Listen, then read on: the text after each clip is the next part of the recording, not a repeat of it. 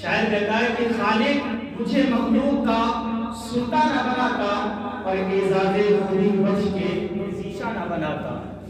خالق مجھے مخلوق کا سلطان نہ بناتا، اعزاز خودی بخش کے ذیشہ نہ بناتا، اور وہ خاک بناتا مجھے انسان نہ بناتا، وہ خاک بناتا مجھے انسان نہ بناتا، جس خاک میں بوسے لیے نالین نبی کے، جس خاک میں بوسے لیے نالین نبی کے. عزیزان حضرات، جانتے ہیں کہ لا الہ الا اللہ محمد رسول اللہ صلی اللہ تعالیٰ علیہ وسلم یہ ہمارا اور آپ کا کیا ہے؟ کلمہ ہے.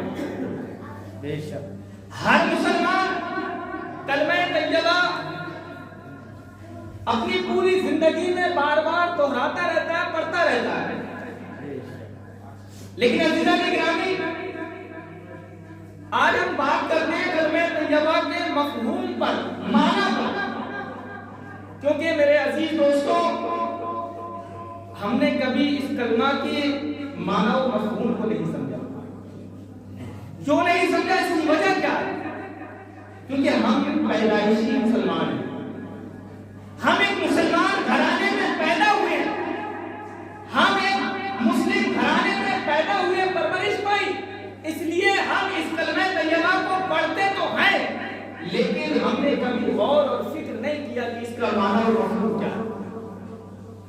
آپ نے سنا ہوگا کہ عرب کے اندر جب آقا نامدار مدینے کے تاجدار جناب محمد رسول اللہ صلی اللہ تعالی علیہ وسلم نے نبوت کا اعلان کیا اور کلمہ توحید بلند کیا، لوگوں کو کلمہ پڑھایا لا الہ الا اللہ محمد رسول اللہ. تو عزیزان گرامی، اس سے پہلے عرب والوں کے حالات کیا تھے؟ اس سے پہلے عرب ان کا دستور کیا تھا، ان کا معمول کیا تھا؟ آپ نے سنا ہوگا کہ عرب کے لوگ اسلام آنے سے پہلے لوٹ مار کیا کرتے تھے، ڈاکہ ڈالا کرتے تھے، چوریاں کیا کرتے تھے، ہر بد عمل اندر ہر برائی پائی جاتی تھی. لیکن جب انہوں نے لا الہ الا اللہ محمد رسول اللہ پڑھ لیا تو لا الہ الا اللہ پڑھنے کے بعد میں وہ تمام کے تمام آپس میں بھائی بھائی ہو گئے. وہ تمام آپس میں بھائی بھائی ہو گئے. عزیزان گرامی، وہ عرب کے لوگ کے جو ذرا چھوٹی چھوٹی باتوں کو لے کر کئی سالوں تک دشمنیاں برتا کرتے تھے، ایک دوسرے کو اپنا دشمن سمجھا کرتے تھے. چھوٹی چھوٹی باتوں سے کئی سالیں نسل در نسل ان کی بدلتی چلی جاتی تھی، لیکن دشمنی ختم نہیں ہوتی تھی. لیکن کیا ہوا کہ صرف اور صرف لا الہ الا اللہ محمد رسول اللہ پڑھا اور پڑھنے کے بعد میں سب آپس میں بھائی بھائی ہو گئے. کیوں ایسا کیوں ہوا؟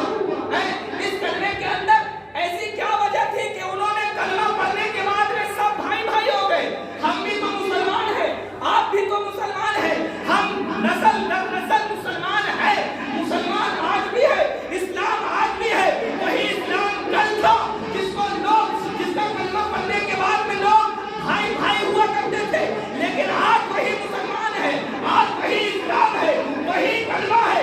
لیکن کلمہ پڑھنے والا آج آپس میں بھائی بھائی نظر نہیں آتا. آپس میں بھائی بھائی نظر کیوں نہیں آتا؟ کیوں؟ اس کی وجہ کیا ہے؟ کبھی ہم نے غور نہیں کیا، کبھی ہم نے سمجھا نہیں، کبھی ہم نے فکر نہیں کی. کس بات کی؟ کہ ہم جو کلمہ پڑھتے ہیں یہ کیا ہے، اس کا مفہوم کیا ہے، اس کا مطلب کیا ہے. کبھی ہم نے غور و فکر نہیں کیا. عزیزان گرامی، ہم پڑھتے ہیں لا الہ الا اللہ محمد رسول اللہ، ہر ایک بندہ جانتا ہے. اس کا لفظی ترجمہ سب جانتے ہیں. جو پڑھا لکھا ہے وہ بھی جانتا ہے، جو غیر پڑھا لکھا ہے وہ بھی جانتا ہے کہ لا الہ الا اللہ کا مطلب کیا ہوتا ہے، کہ نہیں ہے کوئی معبود. سب جانتے ہیں نا، سب جانتے ہیں. لا الہ الا اللہ کا مفہوم کیا ہے؟ کہ نہیں ہے معبود کوئی سوائے اللہ کے، یعنی اللہ کے علاوہ کوئی دوسرا پروردگار نہیں ہے، کوئی دوسرا خدا نہیں ہے، کوئی دوسرا رب نہیں ہے، کوئی دوسرا معبود حقیقی نہیں ہے. سب جانتے ہیں. لیکن عزیزان گرامی، اب ذرا غور کریں اس کلمے کے اندر، ذرا غور کریں، سوچیں کہ ہم لا الہ الا اللہ پڑھنے کے بعد میں تمام معبودان باطل کا ہم انکار کیوں کر دیتے ہیں؟ تمام کا ہم انکار کیوں کر دیتے ہیں کہ اللہ کے سوا کوئی معبود نہیں ہے، اللہ کے سوا کوئی پروردگار نہیں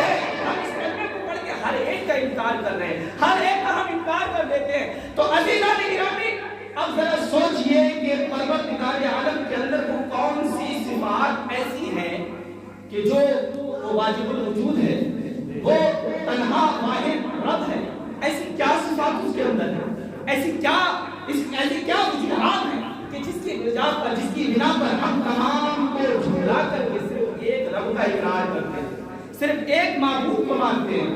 تو عزیزان گرامی، اللہ تبارک و تعالیٰ کی وہ واحد ذات ہے کہ جس نے ساری کائنات کو وجود بخشا ہے، جس نے ساری کائنات کو بنایا ہے، جو ذرے ذرے کا پالنے والا ہے، جو ذرے ذرے کو پیدا کرنے والا ہے، جو تمام کائنات کا مالک حقیقی ہے. میرے عزیز دوستو، آپ جانتے ہیں کہ اللہ تبارک و تعالیٰ حاضر و ناظر ہے.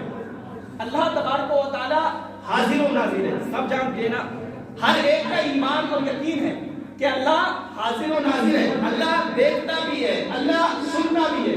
اور ایسا نہیں ہے کہ جو ظاہر ہو اللہ اس کو دیکھتا ہے، جو سامنے کہے اس کو اللہ سنتا ہے، جو پیچھے کہے اللہ اس کو نہیں سنتا، جو پیچھے ہو اس کو اللہ نہیں دیکھتا. ایسا تو نہیں ہے نا.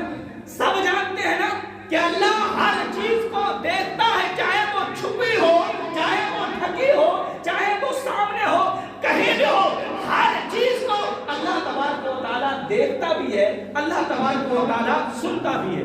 ہر ایک کا ایمان ہر ایک جانتا ہے. تو اب عزیزان گرامی، اب غور کیجئے، ہم نے جس کلمہ کو پڑھا، لا الہ الا اللہ، کوئی معبود نہیں سوائے اللہ کے. اب عزیزان گرامی، اللہ کو ہم کیوں مانتے ہیں؟ کیونکہ اللہ وہ مالک حقیقی ہے، جو حاضر و ناظر بھی ہے، جو ہر چیز کو دیکھتا بھی ہے، ہر ایک کو سنتا بھی ہے. یعنی انسان اپنے دل و دماغ سے جو باتوں کو سوچتا ہے، اس کے دل میں جو بات آتی ہے، اللہ اس کو بھی جانتا ہے. جو ابھی وہ کرنے جا رہا ہے، اللہ اس سے بھی واقف ہے. اللہ تبارک و تعالیٰ تمہاری دلوں کی آوازوں کو سنتا ہے، تمہاری ہر ایک سوچ اور فکر پر اس کی نظر ہے. تم چاہے آڑ میں کوئی کام کرو، چاہے چھپ کر کے کوئی کام کرو، چاہے کھلے ہاتھ کوئی کام کرو، لیکن پروردگار عالم جانتا ہے. لیکن رب تبارک و تعالیٰ اس کو جانتا ہے، اس کو سنتا ہے. اب عزیزان گرامی، سوچئے کہ ہم جب کوئی گناہ کرتے ہیں، جب ہم کوئی گناہ کرتے ہیں، کسی برائی کی طرف جاتے ہیں، تو ہمارے ذہن میں یہ بات آتی ہے. اگر بندہ مومن سوچے اور سمجھے کہ میں جس کام کی طرف جا رہا ہوں یہ برائی ہے، اور برائی اچھائی نہیں ہو سکتی، اور برا کام مجھے جہنم تک لے جانے والا کام ہے، اور پروردگار عالم کو یہ کام پسند نہیں ہے، تو عزیزان گرامی، اب جب وہ یہ سوچے گا، وہ فکر کرے گا، وہ غور کرے گا کہ اللہ تبارک و تعالیٰ کو یہ کام پسند نہیں ہے، اور میں پروردگار عالم کو مالک حقیقی مانتا ہوں، میں جانتا ہوں کہ رب جانتا بھی ہے، رب سنتا بھی ہے، رب دیکھتا بھی ہے، اور میں یہ کام کروں گا، چاہے میں چھپکے سے کر لوں، لیکن ہر ایک کی نظر سے تو چھپ سکتا ہوں، ہر ایک سے چھپ کر تو کر سکتا ہوں، لیکن کیا پروردگار عالم سے چھپ سکتا ہے؟ کیا پروردگار عالم سے چھپ کر کے وہ کام ہو سکتا ہے؟ نہیں ہو سکتا. عزیزان گرامی، ہم چاہے وہ کسی بھی غفا کے اندر چھپ کر کے کوئی کام کر رہے ہو، کسی محل کے اندر کام کرتے ہو، چاہے اندھیری رات میں ہو، ہر ایک جگہ پر پروردگار ہم کو دیکھ رہا ہے، ہر برے کام کو ہمارے دیکھ رہا ہے، ہر اچھے کام کو ہمارے دیکھ رہا ہے. تو عزیزان گرامی، اب یہ تصور کرتے ہوئے، اپنے دلوں میں، اپنے ذہنوں میں یہ بات بٹھاتے ہوئے، اور یہ غور فکر کرتے ہوئے، اپنے کام پر ذرا دھیان دیجئے اور سوچئے کہ میں جس کام کو جا رہا ہوں وہ کام میرے رب کو پسند آئے گا بھی یا نہیں آئے گا، میرے کام سے میرا رب راضی ہوگا بھی یا نہیں ہوگا. تو عزیزان گرامی، جب ہم یہ سوچ لیں گے، ہم یہ فکر کر لیں گے، تو ہمارا ہر کام وہ ہوگا کہ جو میرے رب کو پسند ہوگا نا.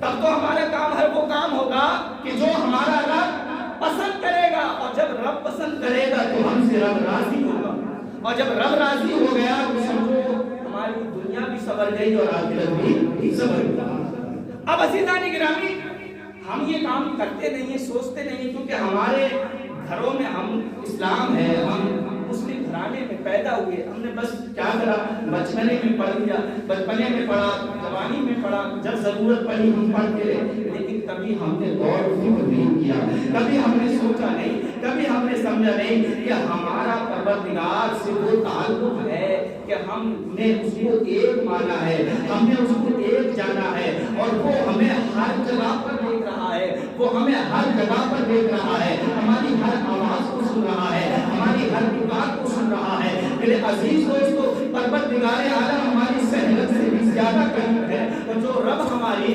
سہرت سے بھی زیادہ قریب ہو تو عزیزان گرامی اس سے زیادہ قریب کوئی ہو ہی نہیں سکتا، اور رب سے